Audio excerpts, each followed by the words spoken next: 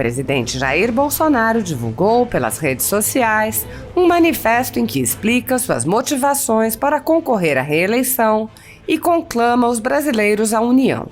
No texto, o presidente relembra que o país tinha sido dominado por grupos comprometidos com causas obscuras que promoveram o maior esquema de corrupção da história.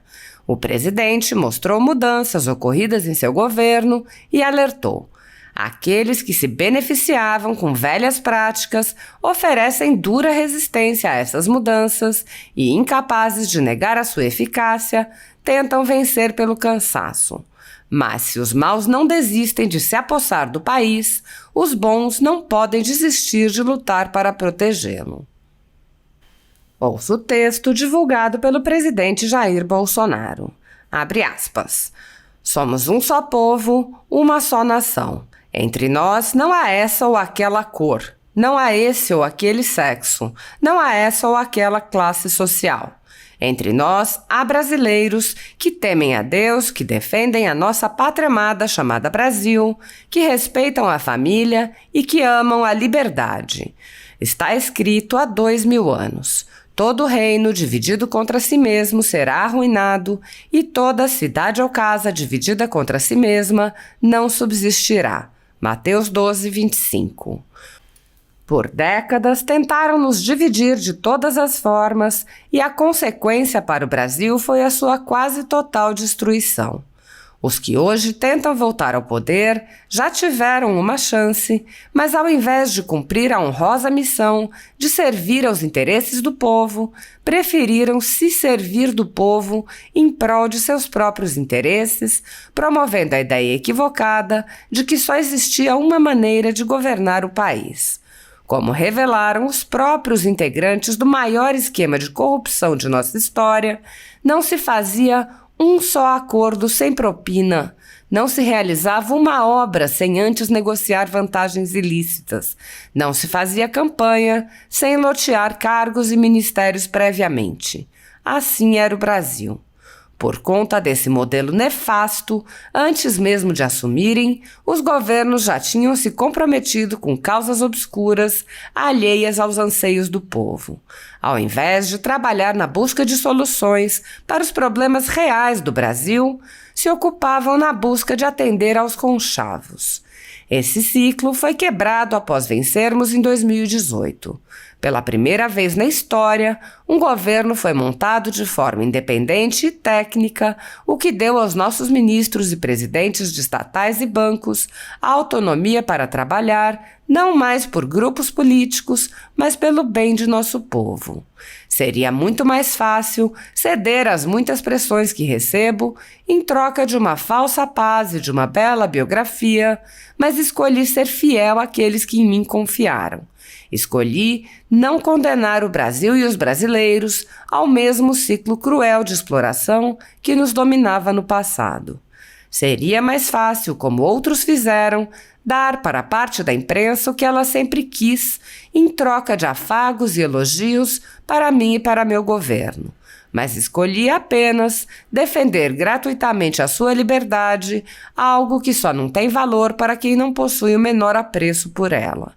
Não são poucos os que tentam nos convencer de que não vale a pena lutar por um ideal e que o Brasil nunca irá mudar.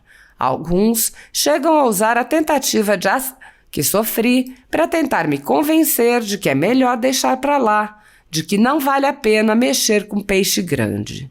Talvez essas pessoas não lembrem, mas quando ingressei em nossas gloriosas Forças Armadas, firmei um compromisso diante da bandeira verde e amarela, jurando defender a nossa pátria amada com o sacrifício da minha própria vida. Esse juramento não tem prazo de validade.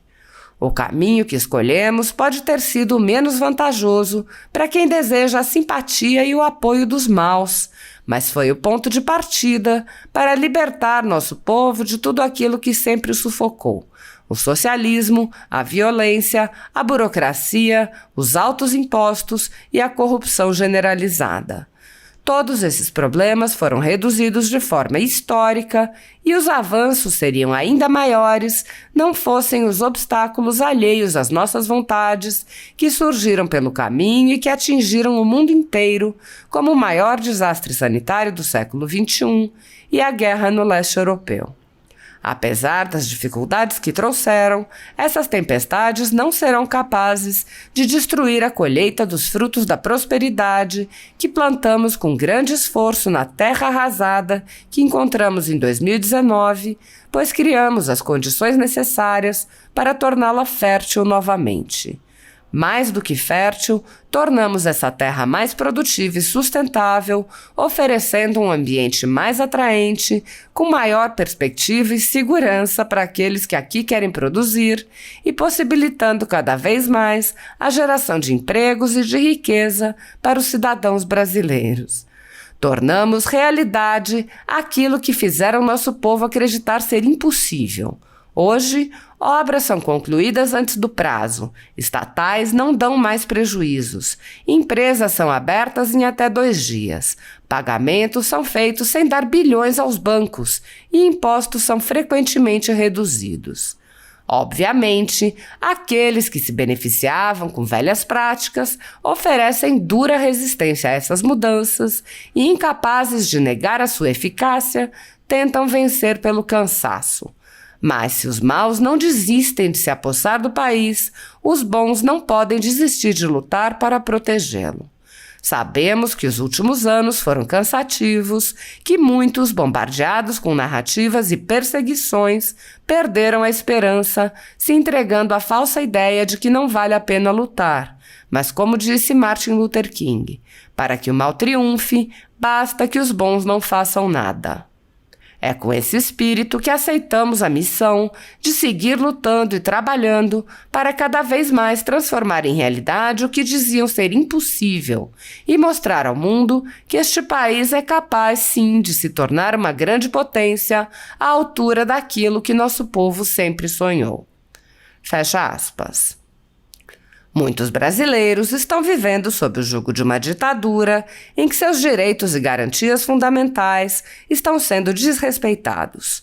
O país tem presos políticos e pessoas, jornais e sites censurados.